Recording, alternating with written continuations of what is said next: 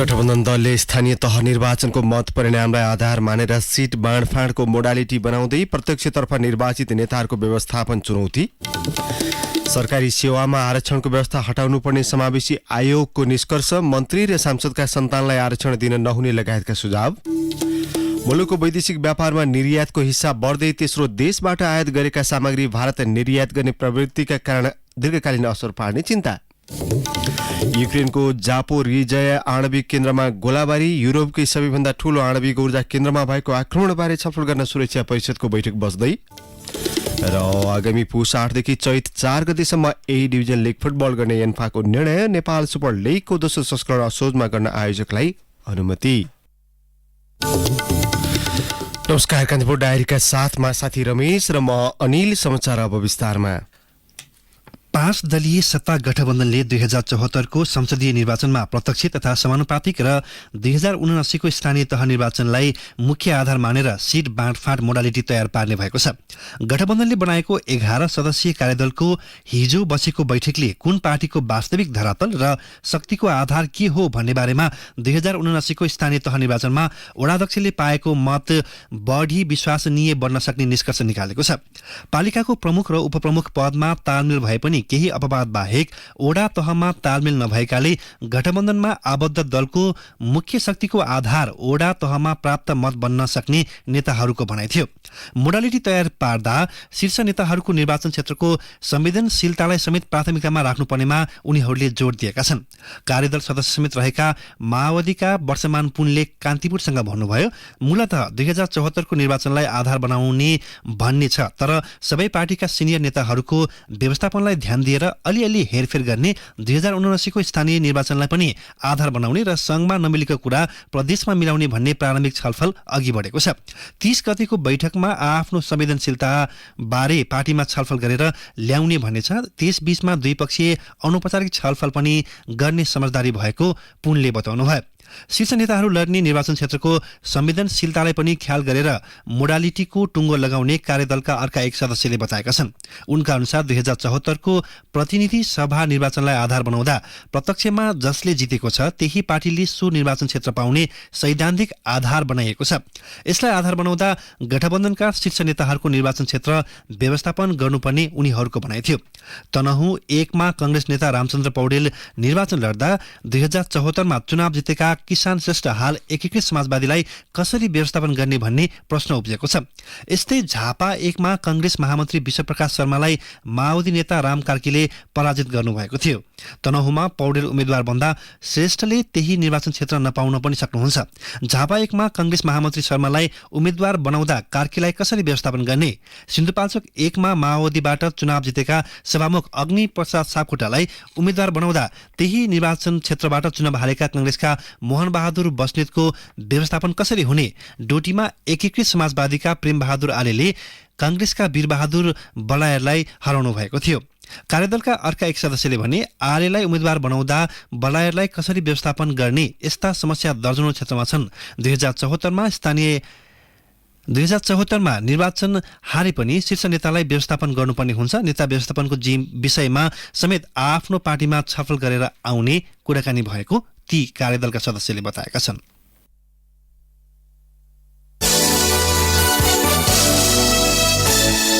नेपालमा सरकारी सेवामा आरक्षणको विषयलाई लिएर आलोचना भइरहेका बेला राष्ट्रिय समावेशी आयोगले राज्यको आरक्षण व्यवस्था हटाउनुपर्ने सुझाव अघि सारेको छ। कमजोर र पिछडिएका वर्गको सहभागिता सुनिश्चित गर्न सजिलो र प्रभावकारी माध्यमका रूपमा लिएको आरक्षण प्रभावकारी नभएकाले त्यसलाई हटाउनुपर्ने निष्कर्ष आयोगको प्रतिवेदनले औल्याएको हो। आरक्षणबाट अझै पनि पिछडिएको वर्गले लाभ लिन नसकेको भन्दै योग्यता प्रणालीलाई थप व्यवस्थित गर्न सुझाव दिइएको छ। आरक्षण नीतिमा सुधारका लागि विभिन्न सुझाव दिँदै राष्ट्रिय समावेशी आयोगले आरक्षणबाट सार्वजनिक सेवा प्रवेश गरेका व्यक्तिको सन्ततिलाई आरक्षण व्यवस्था अन्तर्गत सेवा प्रवेशमा निषेध गर्नुपर्ने सुझाव अघि सारेको छ। त्यस्तै सांसद भएको 1 वर्षभन्दा बढी अवधिमा मन्त्री राज्यमन्त्री भएका बाबुआमाका सन्ततिलाई समेत आरक्षण दिन नहुने सुझाव आइएको छ। त्यस्तै आयोगले तयार पारेको विद्यमान सरकारी सेवामा आरक्षणको प्रभाव अध्ययन प्रतिवेदनमा भनिएको छ। पति वा पत्नी मध्ये एकले वर्षको 2 लाख भन्दा बढी आयकर गरिने पेसामा आबद्ध आमा बुवाका सन्ततिलाई पनि आरक्षणमा निषेध गर्नुपर्नेछ। प्रतिवेदनका अनुसार निजामती सेवामा पिछडिएको वर्ग, समूह, समुदायको प्रतिनिधित्व उल्लेखीय मात्रामा भए पनि प्रतिनिधित्व गरिरहेका वर्गको पनि माथिल्लो वर्गले मात्र लाभ लिइरहेको पाइएको छ। आरक्षणको रूपमा निजामती सेवामा प्रतिनिधित्व गरिरहेको सोही वर्गको तल्लो तहको व्यक्तिको प्रतिनिधित्व भने अझै कमजोर देखिएको छ। प्रतिवेदनबारे जानकारी दिँदै आयोगका अध्यक्ष रामकृष्ण तिमल सेना, वर्गहरूको प्रतिनिधित्व चाहिँ हुने देखियो, तर चाहिँ नि त्यो वर्गको हुने खाने व्यक्ति अथवा अलि पढे लेखेको व्यक्तिको प्रतिनिधित्व चाहिँ हुने भयो, तर त्यो वर्गको एकदम तल्लो लेभलको मान्छेहरूको अझै प्रतिनिधित्व हुन सकेका छैन भन्ने देखिया छ। राष्ट्रिय समावेशी आयोगले 1 वर्ष लगाएर करिब 40,000 निजामती सेवा तथा नेपाल स्वास्थ्य सेवामा आबद्ध कर्मचारीमा गरेको अध्ययन प्रतिवेदनमा आरक्षण अन्तर्गत जुन वर्गलाई लक्षित वर्गमा समावेश गरिएको छ सो वर्ग अबको 1.5 दशकमा नेपालको करिब आधा प्रतिशत जति सरकारी क्षेत्रमा पुग्ने देखाएको छ। त्यस्तै पति वा पत्नी मध्ये एक वा दुवै राष्ट्रसंघ लगायत अन्तर्राष्ट्रिय संघ संस्थामा सेवा गरिरहेका व्यक्तिका सन्तानलाई आरक्षण व्यवस्था अन्तर्गत सेवा प्रवेशमा निषेध गर्नुपर्ने प्रतिवेदनको सुझाव छ। प्रतिवेदनमा काठमाडौँ महानगरपालिकामा 2 रोपनी जग्गा वा 5 करोड मूल्यको घर भएका तथा उपमहानगरपालिकामा 4 रोपनी जग्गा वा 4 करोड मूल्यको घर भएका र नगरपालिकामा 5 रोपनी जग्गा वा 3 करोड रुपैयाँ भन्दा बढी मूल्यको घर भएका आमा बुवाका सन्ततिलाई आरक्षण दिन नहुने सुझाव आयोगले दिएको छ। विगत 14 वर्षदेखि सरकारी क्षेत्रमा अवलम्बन गरिएको आरक्षण व्यवस्थालाई परिवर्तन गरी सरकारी सेवामा योग्यता प्रणाली थप प्रभावकारी बनाउन प्रतिवेदन मार्फत सुझाव दिइएको छ। आरक्षण व्यवस्थालाई अल्पकालीन व्यवस्थाको रूपमा ग्रहण गरी आरक्षणको यथाशीघ्र अन्त्य गर्न सुझाव दिइएको आयोगका सदस्य हरिदत्त जोशीले जानकारी दिए। उनले भने, आरक्षण व्यवस्थालाई अल्पकालीन व्यवस्थाको रूपमा ग्रहण गरी यथाशीघ्र छिटो आरक्षणको अन्त्य गर्ने, आरक्षणबाट प्रवेश गरेकाहरूलाई अन्य शहरमा तालिम दिने र यिनीहरूलाई प्रतिस्पर्धा बनाएर क्षमता विकासको कार्यक्रमलाई चाहिँ सबल बनाउने, आन्तरिक प्रतिस्पर्धा बढाएको व्यवस्था रहेकोमा आरक्षण व्यवस्थालाई एक स्टेप चाहिँ आरक्षणमा गइसकेपछि आन्तरिक प्रतिस्पर्धामा पनि आरक्षण हुनु हुँदैन। त्यसको लागि चाहिँ उनीहरू आफै केटेगरी हुनुपर्छ भन्ने मान्यता चाहिँ हामीले विकास गर्नुपर्छ भन्ने कुरो चाहिँ हामीले यसमा चाहिँ सिफारिस गरेका छौँ। मुस्ताङ, मनाङ र रसुवा जिल्लाबाट निजामती सेवामा सबैभन्दा कम प्रतिनिधित्व भएको देखिएको छ। यस्तै तराईका झापा, मोरङ, रूपन्देही बाहेकका उच्च पहाडी वा हिमाली जिल्लाहरूमा दरखास्त र उम्मेद्वार सिफारिस दुवैमा महिला पुरुष अनुपात पहाडी जिल्लाहरूको भन्दा निकै कम प्रतिनिधित्व देखिएको छ। आरक्षणबाट प्रवेश गरेकाहरूलाई अन्य सरह तालिम दिने व्यवस्थाको साथै थप तालिम र क्षमता विकासको कार्यक्रम पनि सञ्चालन गर्न सुझाव दिएको छ। बढुवाको कुनै पनि गतिविधिमा आरक्षणको व्यवस्था समावेश गर्न नहुने जनाइएको छ। प्रतिवेदन मार्फत के सुझाव दिएको छ त? प्रतिवेदनबारे जानकारी दिँदै आयोगका अर्का सदस्य विष्णुमाया ओझा, एउटै मान्छेले पटक पटक सुविधा लिएर प्रमोसन हुँदै हुँदै लिँदाखेरि उसको छोराले लिने भयो, छोरीले लिने भयो, तर अर्को वर्गले पाउने भएन। त्यो हुनाले गर्दाखेरि यसमा चाहिँ रिभ्यू गर्नुपर्ने, नीतिगत रूपमा यो पुनरावलोकन गर्नुपर्ने कुराहरू चाहिँ यसले देखाएको छ। आरक्षणका समूह मध्ये महिलाको समूहमा खासै समस्या नभए पनि थरको आधारमा आरक्षणको व्यवस्था गर्न थरलाई उल्टाउने जोखिम बढेको पनि प्रतिवेदनमा भनिएको छ।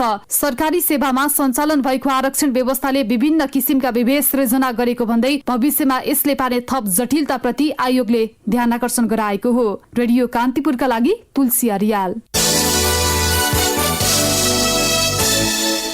सरकारले कच्चा पदार्थको आयातमा लाग्ने करको दर परिवर्तन गरेपछि सुनसरी मोरङ औद्योगिक क्षेत्रका 6वटा जीआई वायर उद्योग बन्द भएका छन्। यसबाट झण्डै 2000 मजदुरको रोजगारी गुमेको छ। अर्थमन्त्री जनार्दन शर्माले चालु आर्थिक वर्षको बजेट मार्फत एमएस वायरको कच्चा पदार्थमा लाग्ने भन्सार महसुल 5%बाट बढाएर 10% पुर्याउनु भएको थियो। अन्तःशुल्क पनि प्रति टन 2500बाट बढाई 4500 रुपियाँ कायम गरिएको छ। त्यसकै प्रभावले 4 दशक पुरानो हुलास वायरका साथै pioneer wire, premier wire, Kamala wire, Aarti strips र अरिहन्त वायर उद्योग बन्द भएका छन्। यी उद्योगमा करिब 10 अर्ब रुपियाँ लगानी रहेको सम्बद्ध उद्योगीले बताएका छन्।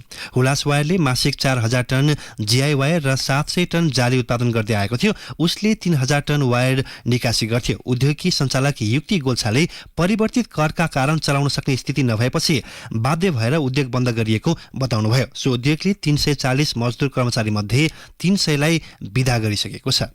कान्तिपुर डायरीमा अब ब्रेकको पालो। कान्तिपुर डायरीमा अब कान्तिपुर सविस्तार। कान्तिपुर सविस्तार। पछिल्ला महिनामा मुलुकको वैदेशिक व्यापारमा निर्यातको हिस्सा बढ्दै गइरहेको छ। यद्यपि नेपालले आफ्नै उत्पादन बढाएर निर्यातको व्यापार बढाएको भने होइन। मुलुकमा उत्पादन नै नहुने पाम तेल, कम उत्पादन हुने भटमास तेल लगायतका सामग्री तेस्रो देशबाट आयात गरेर व्यवसायीले भारत निर्यात गर्दै आएका छन्। न्यून भन्सार दरको फाइदा उठाउँदै व्यवसायीले निर्यातबाट लाभ लिइरहे पनि यसबाट मुलुकको उत्पादनशील क्षमता विस्तार र दीर्घकालीन निर्यात व्यापारमा पनि हानि पुर्याउने सो क्षेत्रका जानकारले बताएका छन्। भन्सार विभागको तथ्याङ्क अनुसार गत आर्थिक वर्षमा कुल 2 खर्ब रुपियाँको निर्यात हुँदा मुलुकमा व्यावसायिक खेती नै नहुने पाम तेलको हिस्सा 41 अर्ब 5 करोड रुपियाँ छ। यो नेपालले वर्षभरि गरेको कुल निर्यातको 20% भन्दा धेरै अंश हो। इन्डोनेसिया र मलेसियाबाट पाम तेलको कच्चा पदार्थ आयात गरेर प्रशोधन गरी व्यवसायीहरूले भारत पठाउँदै आएका छन्। आन्तरिक उत्पादनले माग धान्न नसकेर ठूलो परिमाणमा भटमासको तेल आयात हुँदै आइरहेका बेला सोही वस्तु निर्यात गर्ने वस्तुको पहिलो नम्बर छ भन्दा अचम्म लाग्न सक्छ, तर यो वास्तविकता हो। गत आर्थिक वर्षमा मात्र 48 अर्ब 12 करोड रुपियाँ बढीको भटमासको तेल निर्यात भएको विभागको तथ्याङ्क छ। कृषि तथा पशुपक्षी विकास मन्त्रालयका अनुसार आर्थिक वर्ष 2077-78 मा मुलुकमा 30,600 टन भटमास उत्पादन भएको थियो। आन्तरिक उत्पादनले माग धान्न नसक्दा मुलुकले वार्षिक 12 अर्ब बढी मूल्यको भटमास आयात गर्छ। तर अर्जेन्टिना, ब्राजिल लगायतका मुलुकबाट आयात गरेर नेपालको बाटो हुँदै तेस्रो मुलुकमा सो तेल पुग्छ। यस्तै गत आर्थिक वर्षमा नेपालले 4 अर्ब 52 करोडको सूर्यमुखी तेलको निर्यात गरेको सरकारी आँकडा छ। मुलुकबाट हुने कुल निर्यात मध्ये आधा हिस्सा विदेशबाट आयात गरी प्रशोधन गरी पठाइने वस्तुहरूले ओगटेको छ। यसरी गरिएको निर्यातले सीमित व्यक्तिलाई फाइदा पुग्ने भए पनि उत्पादकत्व वृद्धि हुने क्षेत्रमा लगानी नआउने जोखिम देखिएको बताउँछन् South Asia watch on trade economics and environment साउथीका अध्यक्ष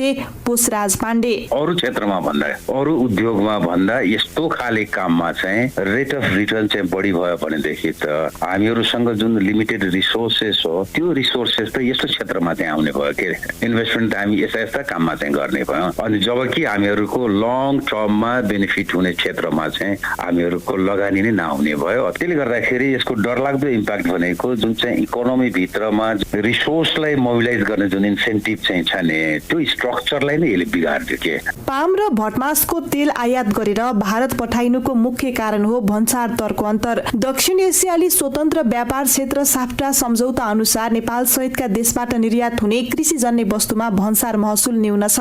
त्यसको फाइदा नेपाली व्यवसायीले उठाएका हुन्। अल्पकालीन लाभ लिन गरिएको यस्तो व्यवसाय दीर्घकालसम्म नटिक्ने र भारतले सानो नीतिगत परिवर्तन गर्ने बित्तिकै निकासी नै रोकिन सक्ने बताउँछन् पूर्व वाणिज्य सचिव पुरुषोत्तम ओझा। बाहिरबाट आएका वस्तुहरूको सामान्य प्रशोधन गरेर निकासी गर्दाखेरिमा चाहिँ सरकारी राजस्वमा चाहिँ केही मात्रामा त्यसले कन्ट्रिब्युसन गर्ला, तथापि इम्प्लोइमेन्ट जेनेरेसन गर्ने कुरामा चाहिँ त्यसले तात्विक रूपमा असर पार्दैन र त्यसले चाहिँ खास आम जनतालाई असर फाइदा पुग्ने भन्दा पनि केही सीमित व्यक्तिहरूलाई मात्रै फाइदा पुग्ने हुन्छ होइन। तेस्रो मुलुकको सामान चाहिँ ड्युटी प्रेफरेन्सेसका आधारमा निकासी गर्दाखेरिमा चाहिँ भोलि त्यो एक किसिमको भोलाटाइल हुन्छ त्यो प्रोडक्टहरू ड्युटी चाहिँ डेस्टिनेसन मार्केटमा घटाइदिएको खण्डमा चाहिँ त्यो वस्तुको चाहिँ निकासी हुन सक्दैन। मुलुकभित्रै उत्पादन हुने गलैँचा, तयारी पोसाक, जुट लगायतका वस्तुहरूको निर्यात पनि अपेक्षित बन्न सकेको छैन। गत आर्थिक वर्षमा 7 अर्ब 71 करोडको उनी गलैँचा र 5 अर्ब 76 करोडको तयारी पोसाकको निर्यात भएको विभागको तथ्याङ्क छ।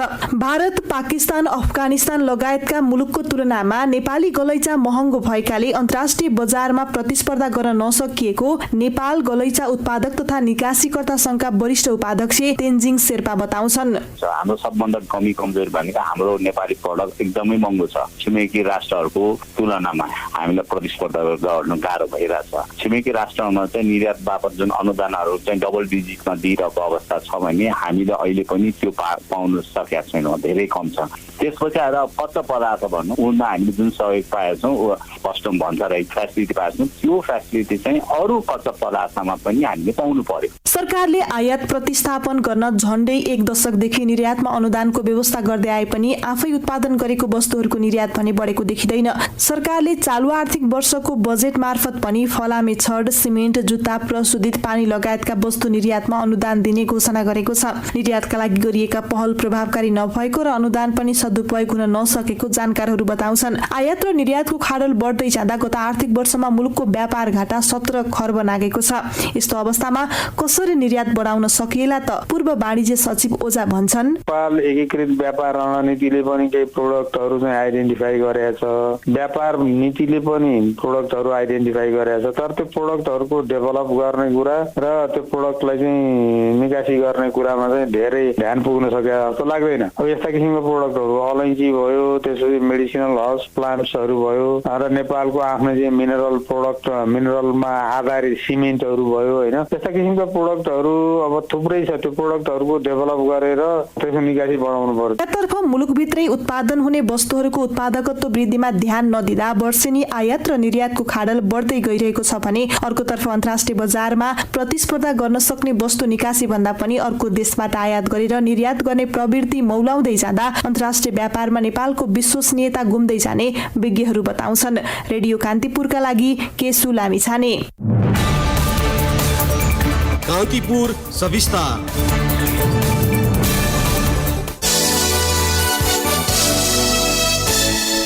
नेपालमा पछिल्लो समय कलहका कारणले परिवार नै सखाप हुने गरी आपराधिक घटना हुन थालेका छन्।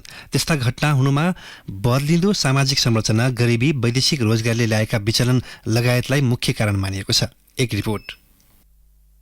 साउनको दोस्रो साता चितवनको भरतपुर महानगरपालिकाका 43 वर्षीय कृष्ण प्रसाद आचार्यले घरैसी विवाद हुँदा 35 वर्षीय श्रीमती रुष्मा आचार्य घिमिरेलाई गम्भीर घाइते बनाएका थिए। उनको उपचारको क्रममा पुरानो मेडिकल कलेज भरतपुरमा मृत्यु भयो। घरको 3 तल्ला माथिबाट हाम फालेर भाग्न खोज्दा आफै घाइते बनेका कृष्णको सोही मेडिकल कलेजमा उपचारका क्रममा मृत्यु भयो। कृष्ण प्रसाद वैदेशिक रोजगारीबाट 1.5 महिना अघि मात्रै फर्किएका थिए। विदेशबाट फर्किएदेखि रुष्मा र कृष्ण बीच विवाद भएको प्रहरीको अनुसन्धानले देखाएको छ। यो एक प्रतिनिधिमूलक घटना मात्र हो। पछिल्लो समय पारिवारिक बेमेलका कारण हत्या र आत्महत्याका घटनामा वृद्धि हुन थालेका छन्। त्यस्ता घटना हुनुको कारणबारे प्रहरी प्रवक्ता टेक प्रसाद राई भन्छन्, टाढा भइसकेपछि कोलोजिनेसन कम हुने भयो। सामाजिक सञ्जालको प्रयोग गरेर गर्छौं, तर सामाजिक सञ्जाल आफ्नो परिवारभित्र मात्रै गरेर हुन्थ्यो, तर अन्य मान्छेसँग पनि गर्ने। त्यसपछि त्यसको एउटा प्रभाव पनि देखिन्छ।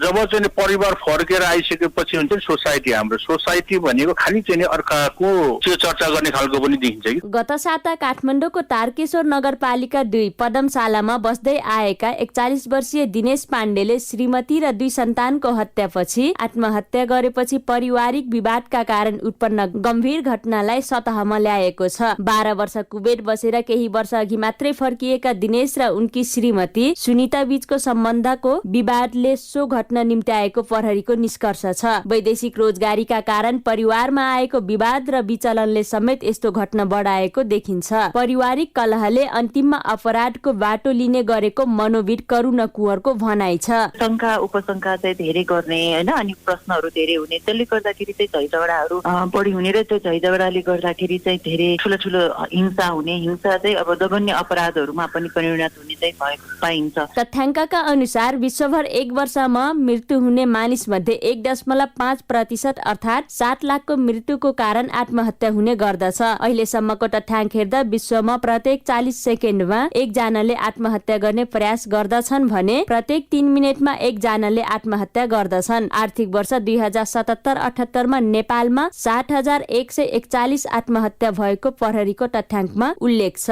नेपालमा बढ्दै गएको आत्महत्याको प्रवृत्ति बारे मनोविद पदम प्रसाद घिमिरे भन्छन्, कुनै परिवारभित्र हत्या गरिसकेपछि उसले त्यो कुरालाई सहन गर्न सक्दैन र समाजको अगाडि उसले के उत्तर दिने, त्यसको जवाफविहीन भएर अस्तित्वविहीन भएर बस्नु भन्दा आत्महत्या नै गर्नु बेस हुन्छ भन्ने उसको चाहिँ ठम्याइ हुन्छ। सामाजिक परिवेशमा आएको परिवर्तनसँगै यसले निम्त्याएका समस्या र विकृति तथा व्यक्ति स्वयंमा आउने विचलनले अपराधका घटना बढाएको समाजशास्त्रीहरूको भनाइ छ। पारिवारिक सम्बन्धहरू खुकुलो हुँदै जाने र व्यक्ति आफै विचलित हुने अवस्था लगायतको आपराधिक घटना हुने गरेको समाजशास्त्री डाक्टर टीकाराम गौतमको भनाइ छ। पूर्ण नयाँ खाले संरचनामा नगइसकेको, पुरानोले काम नगरे त्यस्तो स्थितिमा चाहिँ यो विचलनका घटनाहरू धेरै देखिन्छन्। विज्ञहरूका अनुसार बदलिँदो जीवनशैली, सामाजिक संरचना अनि कतिपय अवस्थामा आर्थिक समस्याले निम्त्याउने तनाव र विवादका कारण आफ्नै परिवारका सदस्यको हत्या हुने घटना बढ्न थालेको हो। त्यसैले व्यक्ति विशेषमा देखा पर्ने तनाव र विचलनलाई प्रभावित पार्ने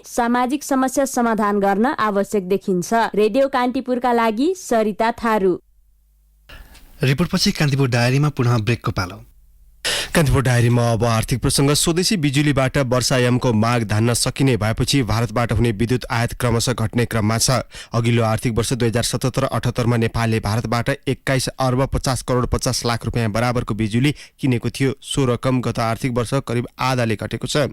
गत आर्थिक वर्ष 2078-79 बिजुली आयात 11 अर्ब 58 करोड 20 लाख रुपियाँमा सीमित भएको छ। अघिल्लो आर्थिक वर्ष 2077-78 4 करोड 40 लाख युनिट विद्युत निर्यात भएकोमा गत आर्थिक वर्ष 2078-79 49 करोड 30 लाख युनिट निर्यात भएको छ। गत वर्ष विद्युत निर्यातबाट प्राधिकरणले 3 अर्ब 88 करोड रुपियाँ आमदानी गरेको छ। यसरी एकातिर बिजुली आयात घटिरहँदा निर्यात भने बढिरहेको छ। नेपाल विद्युत प्राधिकरणको तथ्याङ्क हेर्दा अहिले नेपालको कुल विद्युत जडित क्षमता 2200 मेगावाट बराबर छ। अर्थात् सो परिमाण बराबरको बिजुली उत्पादन गर्ने आयोजना राष्ट्रिय प्रसारण लाइनमा जोडिएका छन्। हालसम्मको विद्युत पिक डिमान्ड 1747 मेगावाट पुगेको विद्युत प्राधिकरणले उल्लेख गरेको छ। अब अन्तर्राष्ट्रिय प्रसङ्ग। युक्रेनको जापोरिजया आणविक केन्द्रमा गोलाबारी भएको छ। युक्रेन र रुस दुवैले एकअर्कामाथि आक्रमणको आरोप लगाएका छन्। आणविक केन्द्रको कार्यालय अनि अग्नि केन्द्रमा 10 वटा आक्रमण भएको छ। युरोपको सबैभन्दा ठूलो आणविक ऊर्जा केन्द्रमा भएको आक्रमणबारे छलफल गर्न संयुक्त राष्ट्रसङ्घको सुरक्षा परिषदको बैठक बस्दैछ। अन्तर्राष्ट्रिय आणविक नियन्त्रण केन्द्रका प्रमुख राफायल ग्रोसीले हाल निकै घातक समय चलिरहेको बताउनु भएको छ।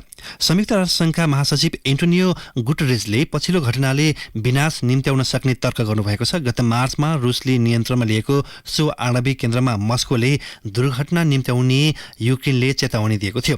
विश्वका शक्तिशाली 7 राष्ट्र G7 का विदेश मन्त्रीहरूको बैठकले तत्काल सो आणविक केन्द्र कीवलाई हस्तान्तरण गर्न रुसलाई आग्रह गरेको छ। रुसले सो आणविक केन्द्रलाई आफ्नो सैनिक अखाडा बनाएको युक्रेनले दावी गरेको छ। आणविक केन्द्रमा जवाफी आक्रमण गर्न नमिल्ने भएकाले सुरक्षित भन्दै सो स्थानलाई सैनिक अखाडा बनाएको युक्रेनको दावी छ। कान्तिपुर डायरीमा अब खेल प्रसङ्ग। अखिल नेपाल फुटबल संघ एन्फाको कार्यसमितिको दोस्रो बैठकले शहीद स्मारक A, B र C डिभिजन लिगको मिति तय गरेको छ। ललितपुरको सातो बाटो स्थित एन्फा मुख्यालयमा हिजो बसेको बैठकले आगामी पुष 8 देखि चैत 4 गतेसम्म A डिभिजन लिग गर्ने निर्णय गरेको हो। यस्तै बैठकले चैत 6 गतेबाट सुरु गरेर 2080 वैशाख 15 गते B डिभिजन लिग सक्ने र C डिभिजन 2080 साल वैशाख 18 बाट गर्ने निर्णय गरेको छ। 22 वटा एजेन्डामा छलफल गर्न बसेको बैठकले franchise football league, Nepal super league NSL को दोस्रो संस्करण आगामी असोज 23 गतिबाट सुरु गर्न आयोजकलाई अनुमति दिने निर्णय गरेको छ। असोज 28 देखि कार्तिक 3 गतेसम्म 9औं राष्ट्रिय खेलकुदको मिति जुधेकाले त्यसबारे छलफल गर्न अध्यक्ष पंकज विक्रम नेम्बुवाङको अध्यक्षतामा समिति गठन गरिएको छ। अब मौसम सम्बन्धी जानकारी। मुलुकभर आंशिकदेखि सामान्य बदली रही केही स्थानमा मध्यम वर्षाको सम्भावना रहेको जल तथा मौसम विज्ञान विभागले जनाएको छ। केही बेर अघि 21 डिग्री सेल्सियस मापन गरिएको काठमाडौँ उपत्यकाको अधिकतम तापक्रम आज 30 डिग्री सेल्सियस पुग्ने विभागको अनुमान छ। सूर्योदय बिहान 5:33 भयो। सूर्यास्त भरे साँझ 6:45 हुनेछ।